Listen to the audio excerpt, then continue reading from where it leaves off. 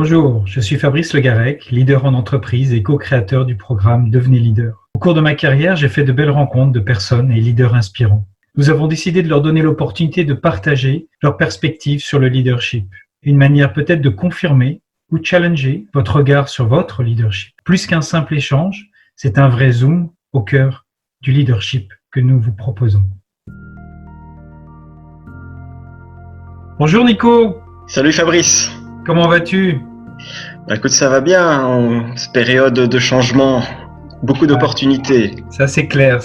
Alors, je te remercie déjà par avance de prendre du temps pour venir alimenter notre série d'interviews sur Zoom sur le leadership. Avec plaisir, et ça me fait vraiment plaisir de participer à votre aventure. Donc moi, ça fait maintenant 15 ans que je travaille. J'ai commencé dans la métallurgie. Je pense que c'est un bon secteur pour commencer, assez difficile, très compétitif, et puis tout de suite mis dans le berceau de l'amélioration continue, de la formation, les équipes 3-8, 5-8, voilà, c'était un métier dangereux, on travaillait à l'aluminium.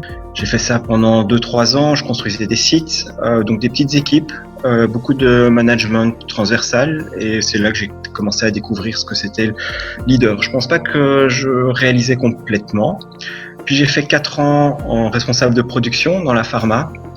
Puis 6 ans de conseil, c'est là qu'on s'est connus, grand groupe de conseil, et là tout un tas de missions, et je pense que c'est vraiment là que le déclic a commencé.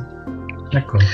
Et puis le conseil, c'était quand même un petit peu dur, notamment d'un point de vue famille, et je pense que derrière le leadership, il y a absolument besoin d'un équilibre entre vie professionnelle, ce qu'on apprend, et puis vie personnelle, en tout cas pour moi.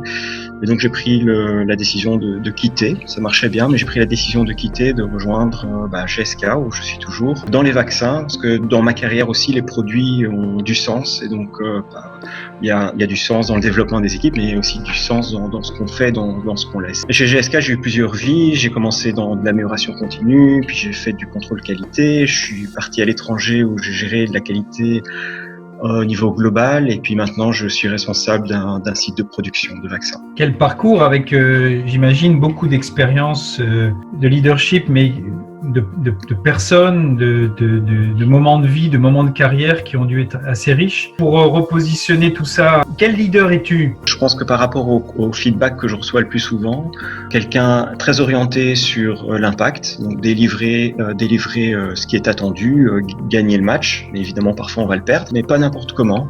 Gagner le match en équipe, et donc que l'équipe soit directement rattachée à moi ou pas, peu importe en fait. Ce qui est intéressant, c'est le développement, et donc c'est la victoire est belle, mais le chemin aussi. Et donc je trouve qu'à travers le chemin de développer une équipe, mais c'est aussi se développer soi en tant que leader. Donc je pense pas que je sois un leader abouti, je pense pas qu'il existe un leader abouti, je pense qu'il n'y a que des leaders en développement et des équipes en développement. Et si on regarde d'ailleurs le monde d'aujourd'hui, les plus résilients et ceux qui s'adaptent le plus à la crise d'aujourd'hui sont ceux qui justement sont le plus capables d'apprendre, mais pas d'apprendre pour apprendre, d'apprendre avec un but, et le but est de gagner le match. Donc au quotidien aujourd'hui, de sortir les doses de vaccins, mais il y a 2 ans dans ma fonction globale, de m'assurer que les équipes au Japon, au Brésil, aient tout ce qu'il fallait d'un point de vue qualité pour pouvoir vacciner correctement les populations. Et donc le développement ne s'arrête jamais en fait, et c'est ce qui permet de gagner. L'amélioration continue s'applique aussi aux leaders. C'est ce qu'on voit nous tous toute notre vie. On est en permanence en questionnement et en évolution. À quel moment tu nous parles, quand tu rentres dans le conseil, à un moment tu te dis je prends conscience de devenir un leader. Qu'est-ce qui s'est passé? À quel moment ça? Qu'est-ce qui déclenche? Là, on me demande de faire quelque chose que je sais pas forcément faire, etc. Je pense que jusqu'à ce que j'arrive dans le conseil, plutôt sur des rôles de manager, il y avait des formations leadership, mais c'était avant tout gérer une équipe, développer une équipe sur base de processus assez mécaniques qui te permettent de délivrer plus d'impact, mais ça reste quand même mécanique. Tu suis des processus. Ouais. Et puis, dans le conseil, à un moment, je me suis retrouvé dans une mission assez compliquée avec des sites un peu partout dans le monde et des équipes un peu partout dans le monde. Et le premier steering committee devant le CEO s'est très très mal passé, et j'en ai tout de suite eu conscience. Et puis j'ai eu à ce moment-là la chance d'avoir dans l'équipe un associé qui m'a rejoint, qui était beaucoup plus expérimenté que moi, et en 3-4 semaines de discussion, de coaching, il m'a fait comprendre qu'une des raisons pour lesquelles ça s'était mal passé, c'est parce que j'avais essayé de tout contrôler. Au lieu de fixer le cap, de donner une vision et puis de faire confiance, j'ai essayé de tout contrôler. Mais évidemment, ça peut pas marcher. Quand tu as des équipes aux 3 coins du monde, ça fonctionne pas. C'est encore plus difficile en tant que consultant, où justement tu dois faire avancer les choses sans avoir une influence directe, parfois sur la hiérarchie, tout simplement. Complètement. Et alors, j'ai eu de la chance, donc j'ai rencontré cette personne-là, et puis quelques mois après, j'ai eu une super formation où là, j'ai rencontré des coachs qui ont eu la capacité de vraiment me faire réfléchir sur moi-même, et en fait, m'ont fait aussi découvrir que, alors, il y avait vraiment pas de style unique de leadership, en fait. La recherche confirme ça. Exactement. Et donc, en fait, la seule chose, c'est de se dépasser soi-même, de chercher soi-même et de trouver son style. Et c'est là que beaucoup de réflexions et que j'ai beaucoup compris. Faire confiance, donner ce qu'il faut aux gens pour réussir.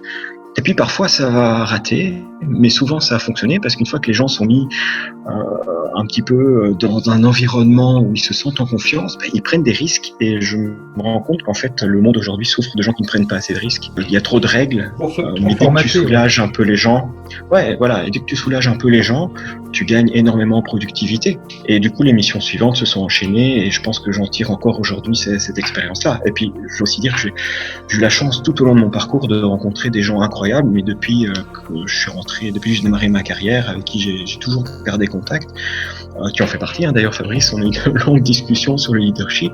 Je pense que c'est ça aussi mon style de leadership, c'est se nourrir un peu de toutes ces expériences. Bien sûr. Ne jamais penser qu'on a raison. Il y a toujours quelque chose à apprendre. Dis-moi, il y a vraiment quelque chose qui m'a interpellé là dans ce que tu viens de dire. Tu parles de ce lâcher prise où tu commences ta carrière dans les process, tout contrôler, etc. Puis à un moment, tu t'aperçois, ça peut plus marcher. Je peux pas tout contrôler, je dois faire confiance, je dois apprendre à faire confiance, à déléguer. Comment est-ce que tu t'y prends aujourd'hui? Qu'est-ce qui se passe quand tu chemines vers une délégation, qu'est-ce que tu mets comme garde-fou quelque part pour te dire bon, le cadre, je le définis comme ça et je vais l'élargir en fonction de quelques critères. Quels sont ces critères en fait pour toi? Je prends l'image du jongleur en fait. Aussi dans cette fameuse formation où ça a tilté, tu as un peu l'image du jongleur où quand tu es tout seul, tu es limité au nombre de balles avec lesquelles tu peux jongler. Et puis quand tu commences à déléguer, au final avec ton équipe, tu fais jongler 30-40 balles. Mais pour faire jongler 30-40 balles, forcément toi tu ne peux plus en faire jongler 7 ou 8 puisque tu es obligé d'aider et d'apprendre aux autres. Ensuite, on commence à jongler avec 1 balle, 2 balles, 3 balles, 4 balles, et puis de toute façon il y aura une limitation. Donc en fait, ça commence toujours par définir quel est l'impact, qu'est-ce qu'on veut atteindre. Une fois que j'ai défini quelle était la cible, qu'attendent ça peut être les shareholders, mais ça peut être mon N+1 tout simplement, ou les patients dans le cas de GSK par exemple. Une fois que c'est clair quel est l'impact qu'il faut délivrer, un petit bilan de où est-ce qu'on est l'équipe. Parce que de toute façon, tu n'arriveras jamais à tout délivrer tout seul, donc il faut absolument s'appuyer sur tout le monde. Et donc là, la clé, c'est de savoir une petite analyse pour savoir où en sont les uns et les autres d'un point de vue prise de risque, aussi d'un point de vue mentalité, mindset, et puis après simplement au niveau des hard skills, ce qu'ils savent tout juste faire. Tout à fait, donc ça aussi, ça fait partie. Et ensuite, on construit un plan, et puis petit à petit, on fait grandir les gens. Parfois, il faut commencer par les hard skills. Parfois, tu as des gens qui ont 15, 20, 25 ans d'expérience, bien plus que moi dans l'industrie pharmaceutique. Est-ce que moi, je peux rien leur apprendre sur les process? Donc là, il faut les accompagner à justement pouvoir prendre plus de risques et mettre à profit toute leur expérience. Et donc là, on est dans une délégation où on va donner aux gens les moyens, on va juste leur donner un cadre, leur dire quel est par exemple le budget, et puis dire voilà, une fois sur 10 ça va rater, une fois sur 10 ça va réussir. Et donc ensuite c'est de comprendre avec eux les échecs et en tirer des leçons pour la prochaine fois, et puis surtout bien mettre en avant les succès. Ouais. Je pense qu'avec la délégation, de toute façon, viendra une part d'échec. Il faut juste être capable de l'accepter et puis de pas se tromper sur ce qu'on peut perdre et ce qu'on peut pas perdre. Il y a des choses sur lesquelles on peut échouer. C'est le moment de prendre des risques et de tenter des choses. Et puis, il y a des initiatives sur lesquelles on ne peut pas se planter. Et puis, là, il faut simplement en équipe peut-être renforcer un peu j'aime pas trop le mot, mais le contrôle, donc un peu le suivi, renforcer le suivi plutôt. Alors toute cette expérience, et il y en aura d'autres magnifiques à venir, mais si tu as un souvenir particulier, un moment magnifique, tu t'es dit, mais ça valait vraiment le coup. Meilleur souvenir de leadership là jusqu'à présent? J'ai une expérience juste incroyable en fait. Donc je suis chez GSK c'est magnifique ce qui se passe, mais dans le conseil j'en ai une assez sympa. Dans un pays d'Afrique justement. En plus, ça tombe bien, j'ai des racines africaines, donc c'était chargé comme expérience. D'ailleurs, toute l'équipe, on se reparle encore, alors que c'est il y a 10 ans. On est, pour donner une image, c'est 4 énormes sites, chaque site 3000 personnes. Donc, on parle d'un truc de dingue qui, d'un point de vue chiffre d'affaires, ça fait plusieurs points de PIB du pays dans lequel on est. Et puis, tu as des sites, énorme industrie, et puis tu as des sites miniers, et puis tu as des sites chimiques, et les sites chimiques travaillent le minerai de la mine, et donc il faut qu'on travaille de concert les 4 sites. Et on travaille pas trop mal, et puis il y en a un qui tout d'un coup a une idée complètement dingue en se disant mais aujourd'hui on amène le minerai en train, et si on amenait le minerai avec un pipeline. Et puis là, il faut imaginer le truc, on est 10-15, ça rigole, tu sais n'importe quoi, c'est n'importe quoi. Et puis on est quand même 2-3. Et puis on est quand même 2-3 à se dire, pourquoi pas. Et puis il y avait une confiance dans cette équipe, parce que c'était juste un peu dingue ce qu'on fait sur 4 sites, 3000 personnes. Faut imaginer, on est peut-être 8 consultants, donc 8 consultants, 12 000 personnes. T'as des agents de changement, t'as des managers avec nous, mais la team de transformation, c'est une petite centaine de personnes, quoi. C'est pas non plus, ça fait pas lourd, quoi. Et puis, on sort cette idée, puis il y a quand même 2-3 personnes qui regardent la nuit et qui se disent, en fait, c'est faisable. Et puis, déconne. Et puis, une semaine plus tard, en fait, on a réussi à joindre des experts un peu partout dans le monde, et en fait, c'est complètement faisable. Mais sauf que là, on change l'image du pays, quoi. T'avais des trains qui venaient, t'avais plusieurs trains par jour, ça fait changer l'économie, mais par contre, d'un point de vue environnement, tout ça, c'est un truc de dingue. Et ça, pour moi, c'est une expérience assez incroyable de leadership, parce que tu crées des conditions de confiance dans lesquelles les gens vont se sentir à l'aise d'exprimer des idées qui peuvent paraître un peu dingues, mais qui, en fait, une fois qu'on les creuse, ça peut complètement changer le cours d'un pays et donc la vie de milliers de gens. Et je pense que pour moi, les bons leaders sont ceux qui arrivent à sortir le mieux de leur équipe. Et tout seul, tu ne peux avoir que les idées d'une personne, mais imagine à 12 000 les idées qu'on a, c'est juste un truc de dingue. Si 12 000 personnes implémentent chacun une idée, ne fût-ce que par semaine, à la fin de l'année, c'est des milliers d'idées qui sont en place, et donc c'est la vie de milliers de gens qui changent. Et ce jour-là, c'est arrivé bien après mon expérience où j'ai pris conscience que c'était le leadership. Ce jour-là, et je pense que c'est resté gravé dans les têtes de tout le monde, je pense qu'on a vécu un truc de dingue, et aujourd'hui, le pipeline est en place. Incroyable. 10 ans après, ils l'ont fait. 10 ans après, ils l'ont fait. Ouais. Et donc, il a fallu des leaders aussi pour prendre la suite. Environnementalement, c'était aussi un truc de dingue. Ouais. Aujourd'hui, dans tes équipes chez GSK, tu vois les jeunes arriver, tu vois la future génération qui est là, et les gens qui sont un jour à même de nous remplacer. Tu vois quelles sont les dimensions de leadership qui, pour toi, semblent indispensables? Alors pour moi, ce qui manque en sortant de l'école, c'est des basiques de management et de leadership et de sciences humaines en fait. Surtout les ingénieurs, les scientifiques qui sont plutôt dans le type d'entreprise dans lesquelles je suis.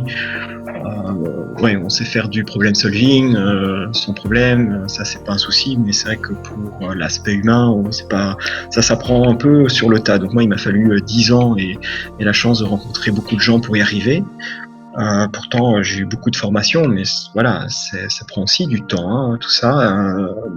C'est aussi d'avoir à un moment les bons chefs qui te donnent le bon feedback au bon moment. Donc je pense que ça c'est une chose qui manque un peu dès l'école, mais bon voilà, ça c'est comme ça que sont aujourd'hui malheureusement construits les cursus. Après, je pense que les clés pour moi, c'est beaucoup d'humilité. C'est juste impossible à la vitesse à laquelle va le monde aujourd'hui de penser qu'on peut tout maîtriser. Et encore récemment, les expériences que je vis montrent que ça va vraiment, vraiment trop vite, et que la seule façon de s'en sortir, c'est d'écouter, d'entendre, de savoir qu'on n'a pas la vérité, et c'est un travail d'équipe pluridisciplinaire où chacun va apporter sa petite brique pour construire nos cathédrales des temps modernes. Je pense pour moi le deuxième problème, c'est aussi lié aux formations. On aime bien tout contrôler et c'est juste impossible. Il y a trop. Je pense qu'aujourd'hui, même financièrement, essayer de tout contrôler, la technique, tout ça, c'est trop compliqué. Et donc je pense que aujourd'hui, le manager, en plus d'avoir beaucoup d'humilité et un sens de l'écoute exacerbé, il faut qu'il apprenne aussi à ne contrôler que le strict nécessaire. Je pense qu'à vouloir tout contrôler, en fait, on rajoute des couches de contrôle qui coûtent extrêmement cher et en fait, au final, on perd énormément d'énergie à contrôler plein de choses qui sont inutiles. Et les nouvelles générations n'en veulent pas, en fait. Donc, si on veut en plus accueillir les générations qui sortent aujourd'hui de l'école, il faut aussi proposer autre chose que ce qu'on nous offrait, nous, quand on sortait de l'école il y a 20 ans. Malheureusement, dans beaucoup d'entreprises, tu dois choisir entre le contrôle ou donner du sens. Et on s'aperçoit Exactement. que donner du sens, c'est beaucoup plus important. Tu sais, quand tu joues un match de foot, t'as pas besoin d'expliquer aux 11 joueurs quels sont leurs KPI ou leurs indicateurs. Ils les regarderont à la fin du match pour améliorer leur entraînement. Mais pendant le match, personne ne regarde le nombre de kilomètres qu'il a couru. Tout le monde court pour essayer de gagner le match. Je pense que c'est un peu ça le défaut des entreprises. C'est qu'aujourd'hui, on joue assez parce que les autres contrôlent ce que font les joueurs. Donc ça va pas au final. Il faudrait accepter. J'aime beaucoup cette image, effectivement. Ouais. Il faudrait accepter de jouer les matchs, quoi. Si tu pouvais recommencer maintenant, tu regardes sur tes premières années, tu nous as partagé beaucoup de choses. Qu'est-ce que tu aimerais faire différemment comme leader ?